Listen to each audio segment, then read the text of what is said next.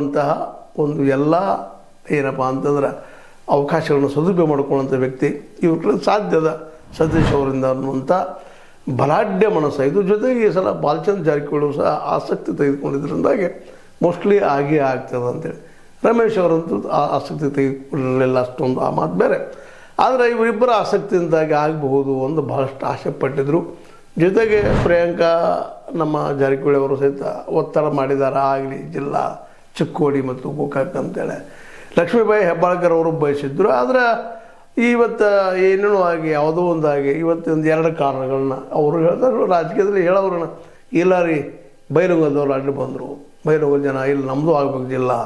ಜೊತೆಗೆ ನಮ್ಮ ಸೌದಿಯವರು ಸಹಿತ ಅವರು ಬಂದರು, ಅಡ್ಡು ಬಂದರು, ಅವರಿಂದ ತಪ್ಪಿತು ಅಂತ ಇವರು ಹೇಳ್ಕೊಬೋದಿಲ್ಲ ಅಂತಲ್ಲ, ಹೇಳ್ಕೊಳ್ಳಿಕ್ಕೆ ಸಾಕಷ್ಟು ಹಾದಿಗಳಿದ್ದಾವೆ. ಅವರು ಜಿಲ್ಲಾ ಕೇಳಿದ್ರು, 4 ಜಿಲ್ಲಾ ಮಾಡ್ಲಿಕ್ಕೆ ಸಾಧ್ಯ ಇಲ್ಲ ಅಂದರು ಸಿದ್ದರಾಮಯ್ಯನವರು ಅಂತೇಳಿ. ಆದರೆ ಮಾಡುವ ಮನಸ್ಸಿದ್ರೆ ಇವತ್ತು 4 ಜಿಲ್ಲಾ ಆಗುವಂಥದ್ದು, 5 ಜಿಲ್ಲಾ ಆಗುವಂಥಷ್ಟು ಜನಸಂಖ್ಯೆ ಇಲ್ಲದ. ಎಷ್ಟು ಸಣ್ಣದಾಗ್ತದೆ ಜಿಲ್ಲಾ ಅಷ್ಟು ಆಡಳಿತ ಮಾಡಲಿಕ್ಕೆ ಅನುಕೂಲ ಆಗ್ತದೆ ಅಂತ ಮಾತು ಎಲ್ಲ ಕಡೆ ಕೇಳಿ ಬರ್ತಾ ಇದ್ದಾವೆ.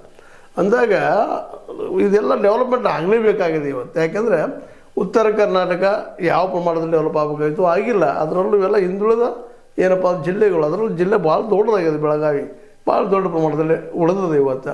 ಅದು ಡಿವಿಷನ್ ಆಗಲೇಬೇಕಾಗಿತ್ತು, ಆಗಲಿಲ್ಲ ಅನ್ನುವಂಥ ನಿರಾಶೆ ಎರಡು ಭಾಗದ್ದು. ಜೊತೆಗೆ ಬೈಲಹೊಂಗಲದಲ್ಲೂ ನಮ್ಮದು ಈ ಸಲ ಆಗ್ತಿತ್ತು ನಾವು ಅವ್ರ ಜೊತೆಗೆ ಅನ್ನುವಂಥ ಭಾವ. ಅದೇ ಕಾಲಕ್ಕೆ ನಮ್ಮ ಅತನಿ ಅವ್ರದ್ದು ಸಹಿತ ಏನೂ ಇರಲಿ, ಯಾವುದೋ ಕಾರಣಗಳನ್ನ ಹೇಳಿ ತಪ್ಪಿಸ್ಕೊಳಗಿದ್ರು ಇದನ್ನು ಮಾಡಬೇಕಾಗಿತ್ತು, ಘೋಷಣೆ ಆಗಬೇಕಾಗಿತ್ತು. ಸಿದ್ದರಾಮಯ್ಯನವರು ಇದನ್ನು ಸ್ವಲ್ಪ ಮನಸ್ಸಿನ ಮೇಲೆ ತೊಗೊಂಡು ಮಾಡಬೇಕಾಗಿತ್ತು. ಯಾಕಂದರೆ ಯಾವಾಗಿದ್ದರೂ ಇದು ಆಗಲೇಬೇಕಾಗಿದ್ದು, ಇಂದಿಲ್ಲ ನಾಳೆ ಮುಂದೆಂದೋ. ಆದರೆ ಈಗಾದರೆ ಒಂದು ಸ್ವಲ್ಪ ಅವಕಾಶ ಹೆಚ್ಚಾಗ್ತಿತ್ತು ಡೆವಲಪ್ಮೆಂಟ್ ಆಗೋ ಸಲುವಾಗಿ, ಅಭಿವೃದ್ಧಿ